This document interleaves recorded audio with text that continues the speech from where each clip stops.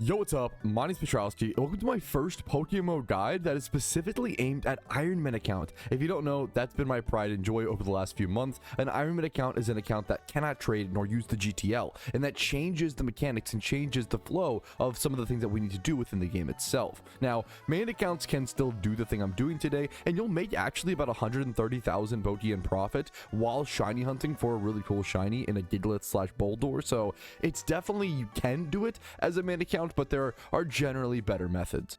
But this is the best method I have found for Everstone farming, and I've been playing the Ironman account for a little over 850 hours, as you can see, but obviously we're still all discovering things, we're still all learning. This is a very new process. The Ironman account's only been around for a little bit over 3 months now at this point.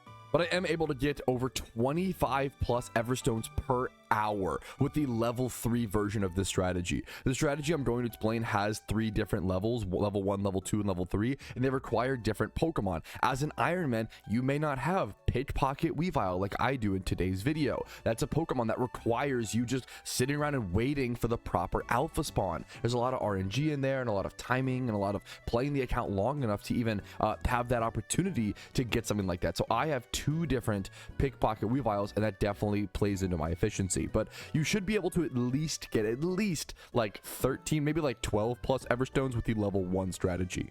So there's 6 Pokemon in my party, and all of them are super important. The Claydol is only needed for the level 3 strategy, so we'll get back to that in a quick sec. Let's start with the level 1 strategy.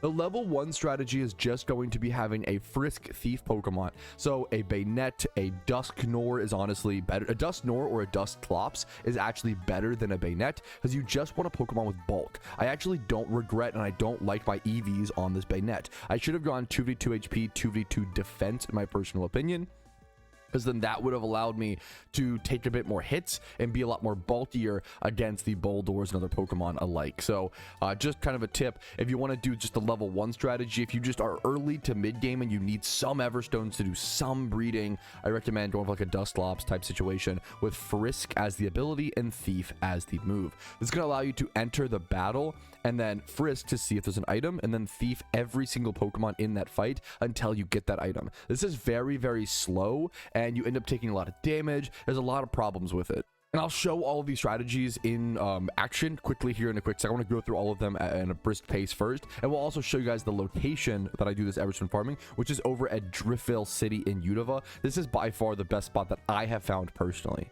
So that's level 1. Level 1 is just Frisk into Thief, nothing crazy, very, very simple. Make sure you have no item on this thing, and then after every battle, make sure to pluck the item off of the Pokemon by like clicking it and saying take item. Next up, level 2 is going to be Frisk and then switching over to a Pickpocket Weavile. Now this works if you have obviously Pickpocket Weaviles. Not everybody has Pickpocket Weaviles. Pickpocket is an ability that steals the item when hit by another Pokemon's move. However, it has to make contact. It has to be a contact move. And I believe the Boulders only have, I think, 1 or 2, maybe, I think 1 contact move, honestly. So it's not that great. Now, these Boulders don't have Explosion, so thankfully you don't need to bring a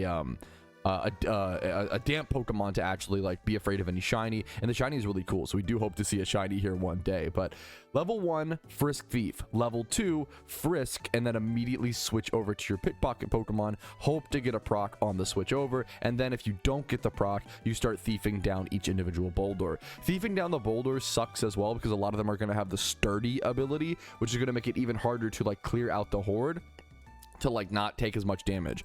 And then we get to the level 3 strategy, which the level 3 strategy doesn't even require a Frisk Pokemon. Keep that in mind. We actually drop a Pokemon for the level 3 strategy.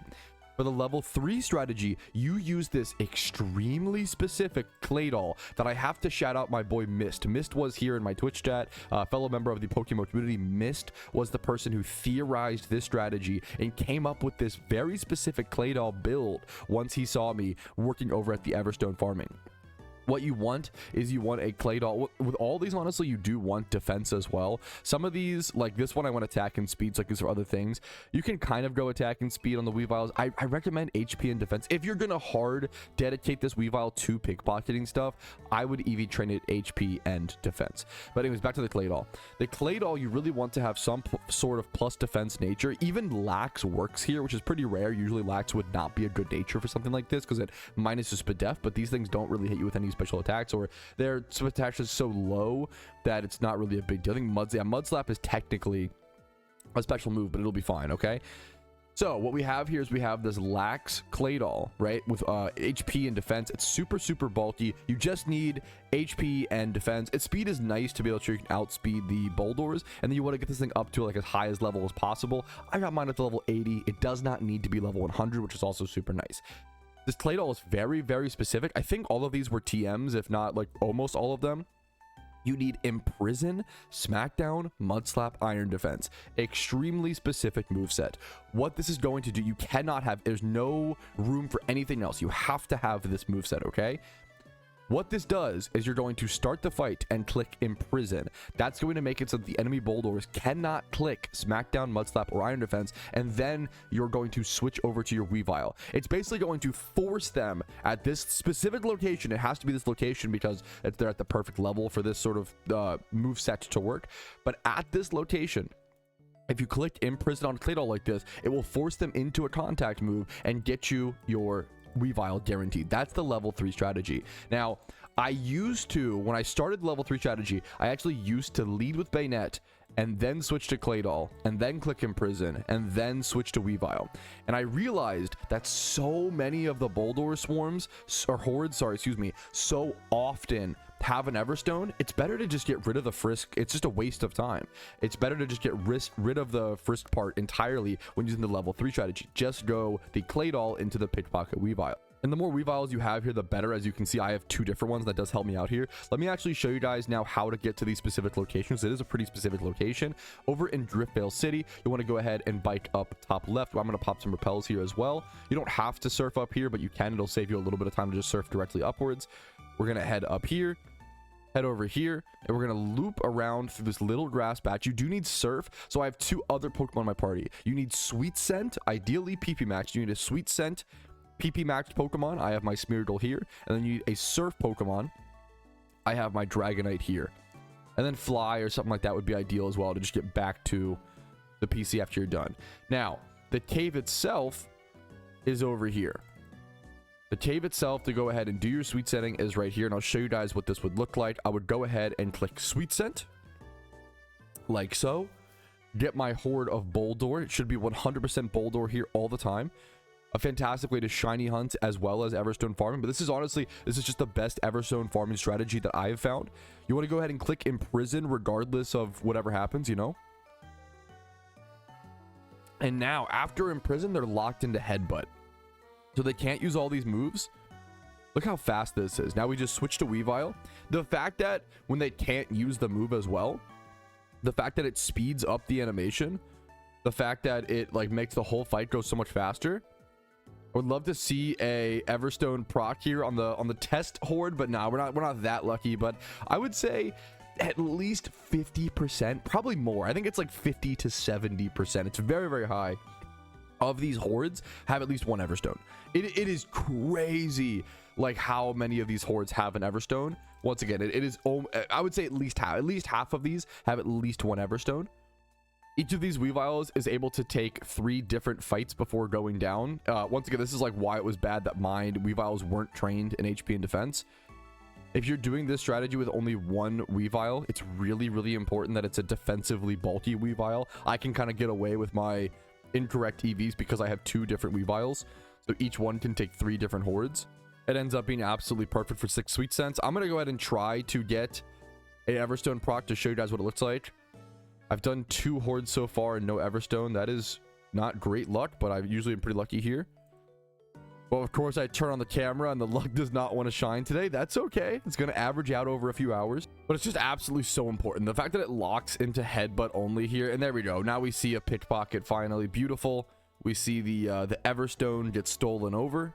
And now after you steal the Everstone, you can just go ahead and run from the fight and go pick it up and put it over in your bag, and boom, there you go, +1 Everstone. And once again, I've been able to get 26, 28-ish. I'd rather say 25 plus, and then you guys have a pleasant surprise, but 26 to 28-ish Everstones per hour. Now, whenever you need to heal, don't go all the way back to the PC. That is too long of a hike, and there's too many like little, you know, patches of grass. Instead, come over here to the water, come up here, and head over to this house right here.